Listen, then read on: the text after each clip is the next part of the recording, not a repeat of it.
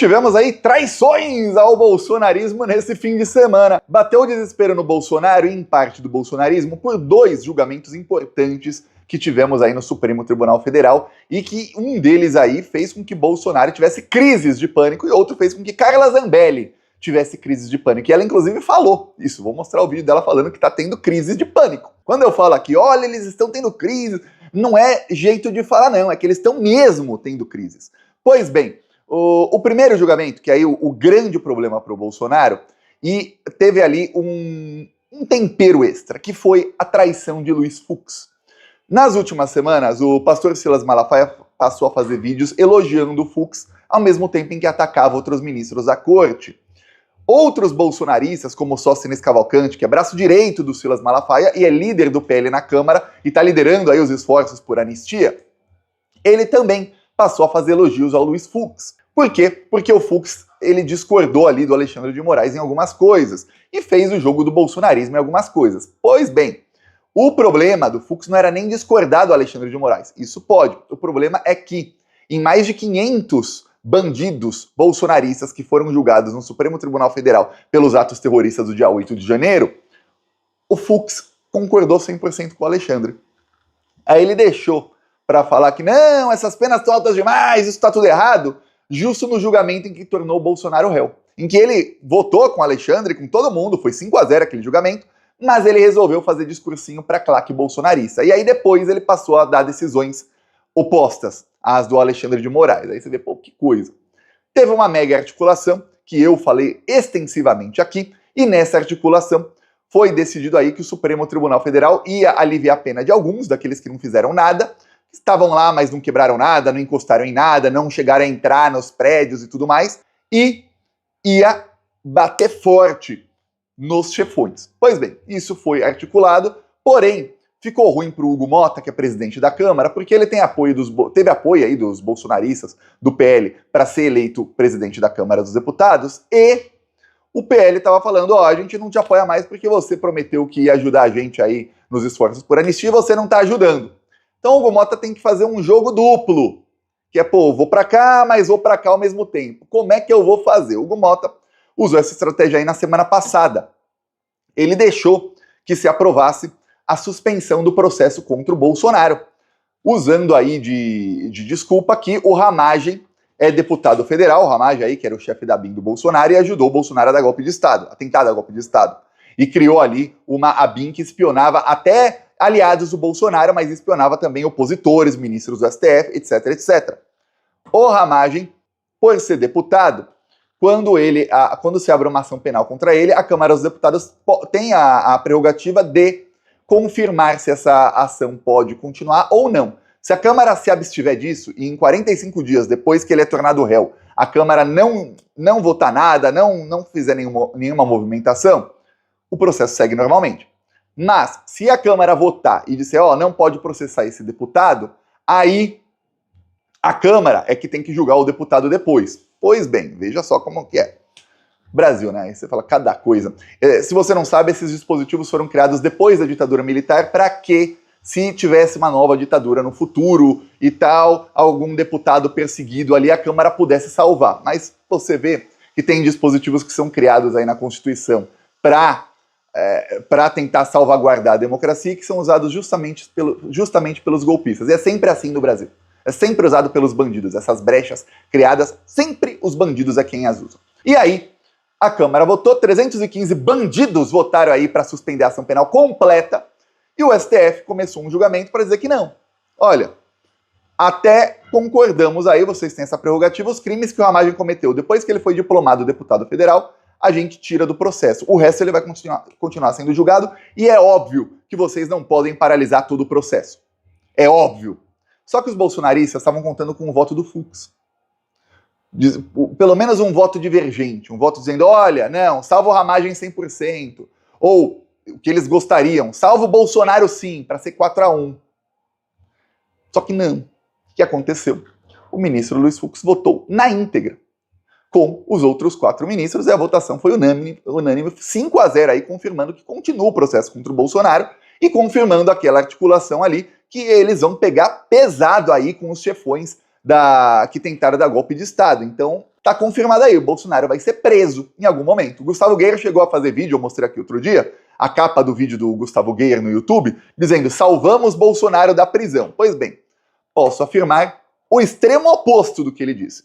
Eles acabaram colocando o Bolsonaro na prisão porque eles causaram a ira de alguns ministros do STF, porque a Câmara dos Deputados está peitando o STF agora nisso. Peitando o STF numa ação que é para ter impunidade a quem tentou matar ministro do STF. Pelo menos um, talvez dois, porque tem um quarto ali que seria morto pela quadrilha golpista, que tinha o apelido de Juca, e que alguns acham que pode ser o Flávio Dino. Alguns acham que pode ser o Haddad, outros falam, ó, não faço ideia. Eu não faço ideia, mas a maior probabilidade é ser um dos dois. Aí você vê, peraí. Queriam matar um ou talvez dois ministros do STF e esses caras estão peitando a gente para inocentar todo mundo? Não só o Ramagem, que estava no plano, mas todos? Não vai ficar assim. Mas não vai ficar assim mesmo. Lembrando que o Flávio Dino, que é uma das possíveis um dos possíveis alvos ali de assassinato dessa quadrilha, ele tem sob suas mãos investigações sobre o orçamento secreto, que é o Bolsolão, e que pegam a cúpula do Centrão. Então esse pessoal tá assim, ó. O Hugo Mota mandou recado via imprensa nesse final de semana dizendo que o que incomodou ele é, na verdade, que o Supremo Tribunal Federal tá restringindo demais o orçamento secreto. Lembrando aí que faz cerca de 2 semanas, o Sóstenes Cavalcante, líder do PL, na tentativa aí de articular a anistia, acabou confessando que o Hugo Mota, o Davi Alcolumbre, presidente da Câmara e do Senado, eles fizeram um acordo ilegal com alguns líderes partidários para distribuição de emendas. Distribuir assim como se fosse distribuir dinheiro público para os compadres, assim, ó, pega um pouquinho você, pega um pouquinho você, vai ser assim, a gente decide para onde vai o dinheiro público, descumprindo uma ordem do Flávio Dino. O Flávio Dino, e lembrando, ele é ministro do STF, ele não pede, ele ordena.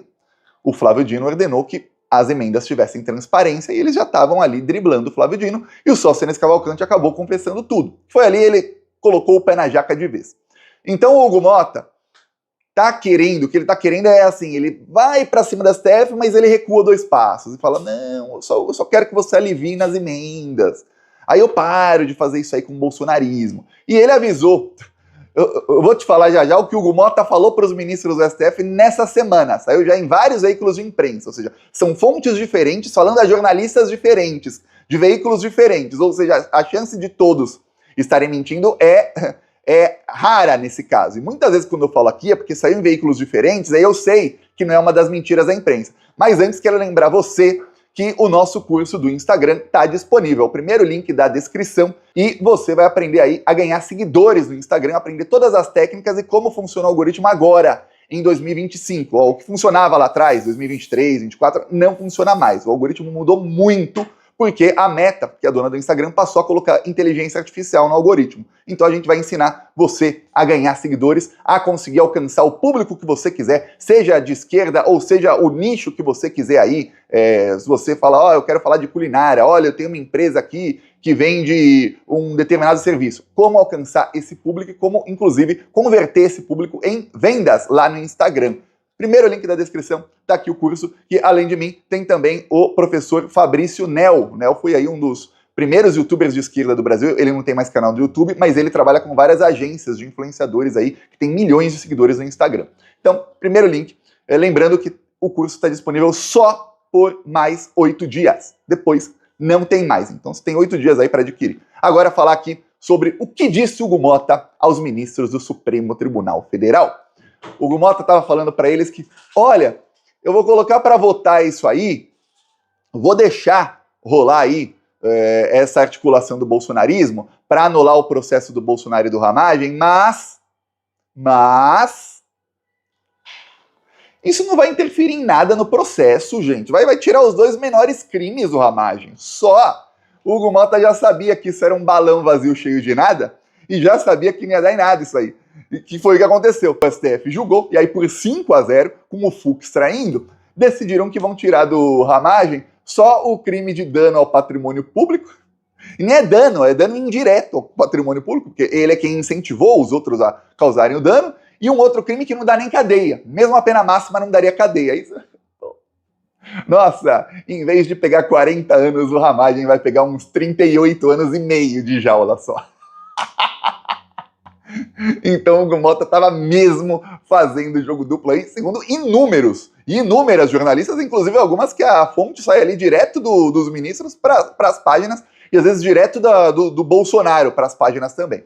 O Bolsonaro está irritadíssimo e em pânico, porque teve essa traição do Fux, e aí a narrativa dele vai para o espaço. Também teve o fracasso aí no dia 7 de maio, né, da manifestação do Bolsonaro, não foi quase ninguém. O governo do Distrito Federal, a polícia do Ibanez, que é bolsonarista, anunciou aí que foram menos de 4 mil pessoas, 3.900 e poucas. Você fala, pô. Olhando os vídeos, se tinha 1.000 é muito, mas se tinha 1.000, mas é muito mesmo. Os bolsonaristas chegaram a falar em 100 mil. Enquanto isso, teve outro julgamento aí, que comemoramos aqui com champanhe no sábado, que foi a condenação a 10 anos de jaula de Carla Zambelli. Alguns dizem, Thiago, você dizia que a Carla Zambelli é presa, ela nunca vai. Chegou o dia. Pois bem, Carla Zambelli vai ser presa agora? Provavelmente agora não, vai depender de uma votação no Congresso Nacional para Carla ser presa, uma votação que tem uma chance enorme de ela perder, porque o Bolsonaro odeia a Carla Zambelli, e ele já falou isso. Que ele não quer, que ele acredita que perdeu a eleição por culpa dela. E aí, a Carla foi dar uma entrevista. O que diz Carla Zambelli? Com vocês, desculpa colocar bandido na tela, Carla Zambelli. Esse ano eu fui algumas vezes à Câmara, mas sempre passando por alguns ataques de pânico. Passando pelo quê? E sem saber, esse ano eu fui algumas vezes à Câmara, mas sempre passando por alguns ataques de pânico. E sem saber o porquê, né? Eu já vinha sofrendo um processo de depressão, tratando a depressão com remédios desde o ano passado. Peço aí a sua inscrição no canal. Seguimos aqui na luta. Falou!